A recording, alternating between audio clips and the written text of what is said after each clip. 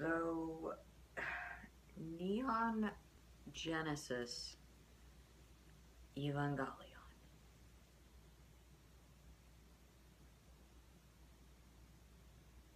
Mind equals blown. So get ready and set up your AT fields.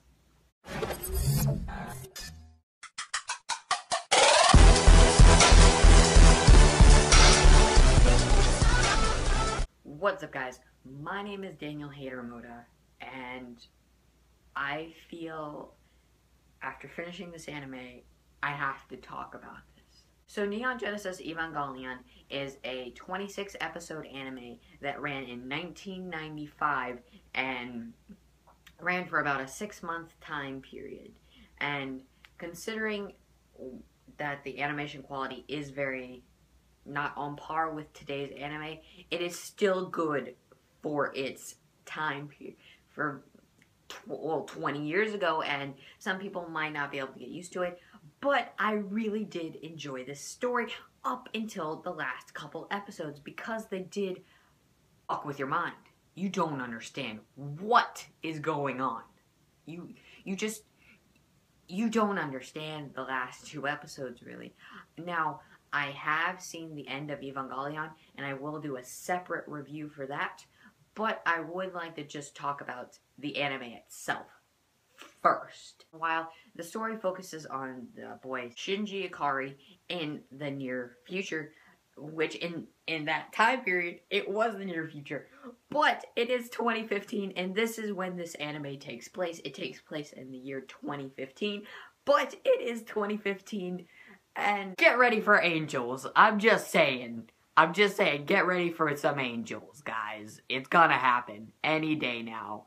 And I bet the government just hasn't told us about the second impact, and it's probably just an earthquake or something. But seriously, this story is an apocalyptic future where there is a new Tokyo, and the story mainly focuses in this new Tokyo and on this organization called Nerve, who have these giant robots called Evangelions, and their main focus is to basically destroy these angels or monsters that appeared 15 years ago in Antarctica and basically caused this thing they're calling the second impact after the angels landed. There were 17 angels that landed, and the second impact that happened when they came into contact, it basically caused this huge explosion that happened, and just it blew up at least a giant portion of the earth, and now everyone's been condensed, and basically the whole UN and everyone's working to try and stop these 17 angels that have now come into contact with the people of Tokyo. Now, the main character, Shinji Ikari, I don't know how to put him, but he's in a shell for most of the story, and he's very shy and quiet, and he doesn't like being around other people, and he supposedly has this hedgehog dilemma where he's very pointed and he's very shy, but if he builds a relationship, he's worried if that trust will break or not. And I mean, he doesn't have anybody to trust him. That's the whole part of the story, and trying to figure out, is there someone who can love me? Is there someone who can like me and just be like me and hold on to me?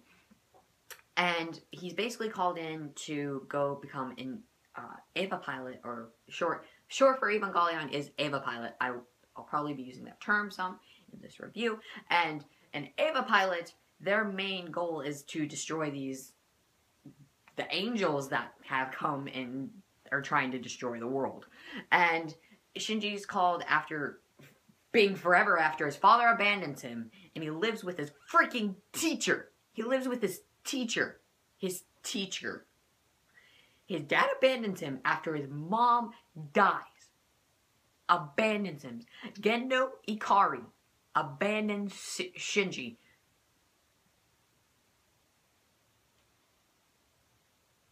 He's called up after such a long time, and his dad says, I finally have a use for you.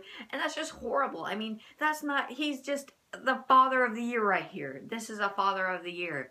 And this really made me think, well, basically, a lot of these, mainly the Eva pilots, who the other two, Asuka and Rei, I'll get into them, but it makes me think, like, wow, I am lucky to live where I live and to have what I have, and how important my life is, and just you have to find your reason for living, and I do.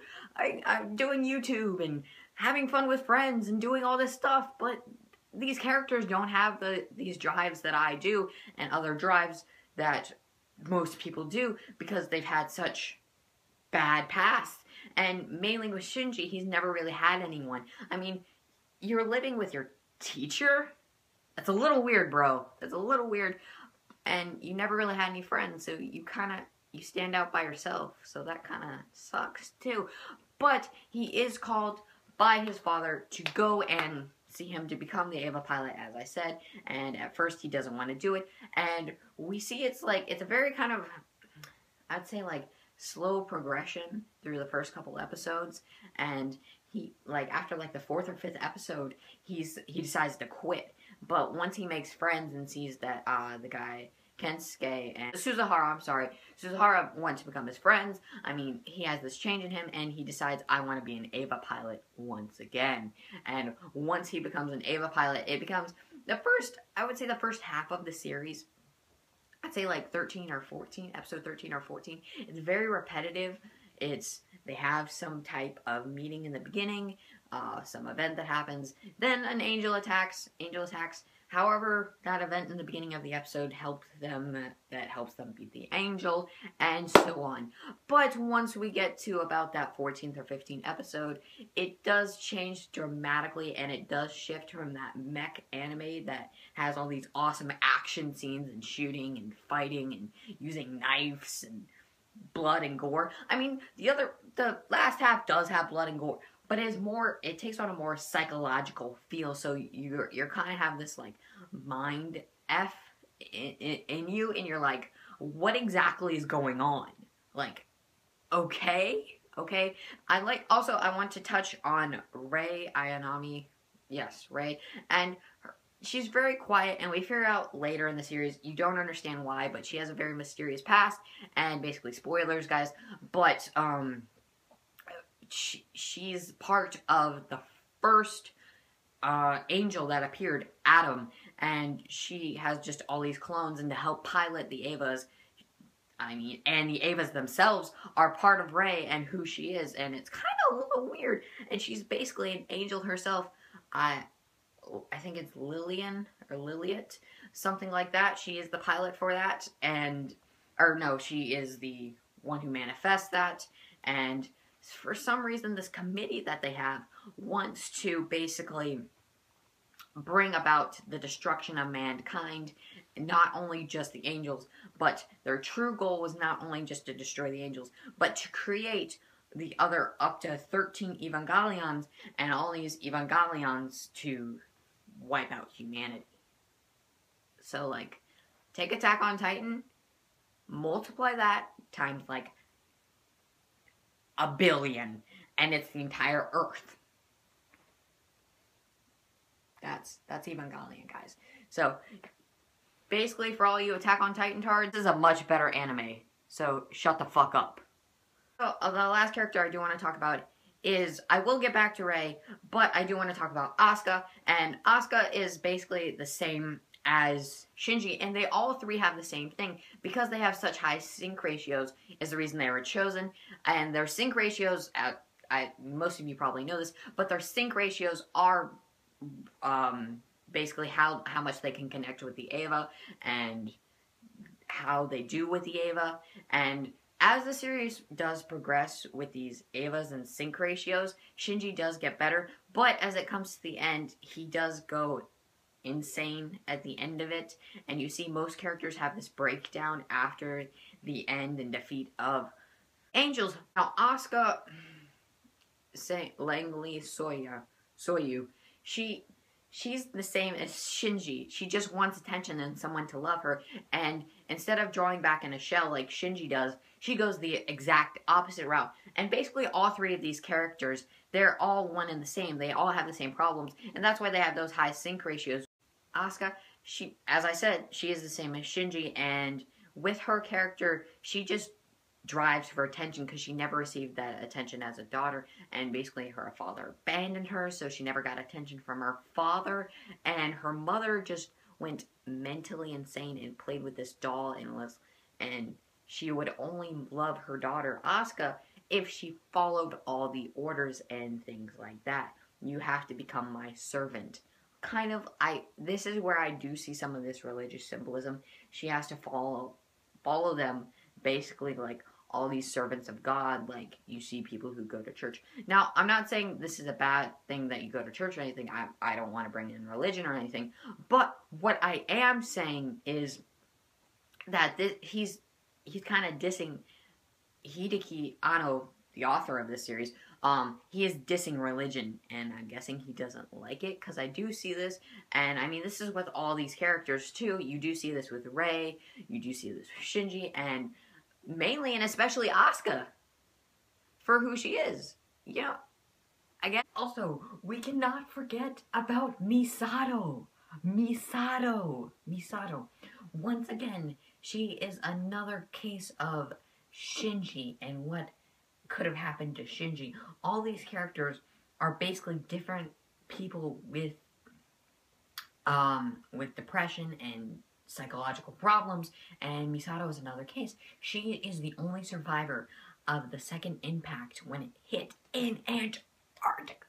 Oh my, that's crazy. And after, she was psychologically wounded, especially from what her father did to her. And once again, this is a case with Shinji too. He has psychological wounds from his father, and so does Masato. Misato's father just ignored her and ignored her family and made her mother cry all the time. So what is it that you can do with such bad fathering? And once again, same thing as Shinji, but she's another route that Shinji could have taken, and once her father saved her, she had a psychological meltdown, and that's why she didn't talk for 2 years. She didn't say anything. She didn't do anything at all. I mean, she just went crazy. Just crazy for those 2 years. And then once she made it up again with Ritsuko, and when she saw Kanji again, that probably brought some psychological trauma too. But I don't feel they dived a lot into that. But they did when Kanji died, and we still don't know who killed Kanji. Okay? Anyways, that was my little recap with Masato. Ritsuko. I do want to talk about Ritsuko and her character. At the beginning, you just think she's some normal scientist, but as the series progresses, you do see that most of the main cast of characters, they all have psychological problems, and especially her. Now, we see this with her and her mother. She very much resented her mother for what she did, and it's kind of creepy in a way. Like, her mother really never paid attention to her, and she only became a scientist once again to get attention from her mother. And I do feel like this is part of that religious symbolism somewhat, because this is coming in and you want someone to notice you and see you, and this is also part of what all the main characters are basically going through. You could say, I guess. And with Ritsuko, I mean, she has sex with the same man her mom had sex with. So that's a little creepy. I'm just saying, a little creepy. Just a little. And in the end, I mean, Commander Akari throws them both away. And also, one thing, with her mother, we never exactly got how she died, but I'm guessing Rei killed her, or it was Gendo Ikari that killed her. Either way, somehow she died, and I'm guessing that clone of Rei died because there was a bunch of blood and everything there, and I'm guessing she died too. They both died? I didn't understand that part, but okay. Now, on to the mech battles. I did like them. I did not feel like I talked about them enough, but they were very short at some points. But it was awesome to see these fights. I haven't really seen anything like this, and I've been looking for an anime like this to get into. And I mean, this is great. This is something I really enjoyed, and it was just amazing for, I mean, 90s quality and a 90s anime itself. I mean, it was in 1995, so it's impressive just for itself, if you get what I'm saying here. Now, also with this, I wanted to cover Commander Ikari and trying to figure out his reasons. Now, his reasons weren't really figured out why he was doing everything until the end of Evangelion, so I will cover that later. But in this, it's very unclear exactly what his reasons are, so you don't exactly know what's going on at certain points with him, and you don't truly understand his reasons, and I do feel like some points were not exactly touched upon that do need to be touched upon, but he was an interesting character, and Shinji kind of evolved to try and get his respect in some sorts, but he never really could. And by the end of the series, we saw what happened with his friend Suzuhara. I'm sorry, Suzuhara was he was wrecked by his dad. His dad took control basically with the dummy plug, and with that dummy plug, he destroyed his friend. So, I mean, we never even saw if he was alive or not. So, he may still be in the hospital, and we never truly know what happened to his sister. Did she die? Is she alive? I don't know. But it's out there. Now, I want to move on now because I feel like I have talked about everything that does need to be touched upon in the series, but there probably is so much more, and I don't think I know all that material, and it's hard for me to understand some of this stuff in the anime. I mean, I can kind of understand it, but I'm not probably the best person to know all this, and I mean, if I went on a rant about everything that happened, it would be over a 40-minute video, probably. But I want to move on to the final two episodes that are very controversial. Episodes, very much they dive into what Shinji's past, and I'm guessing his subconscious, because I really didn't kind of understand the ending that much, but okay. What I've heard is because the production value, they didn't have enough money at the end to do an actual ending of some sorts, is what I've heard. I actually haven't read the manga, but from what I've seen, that makes sense, because at some points, I think we saw Asuka's, like, past, the same, like, 3 or 4 pictures of Asuka four times. 4 times.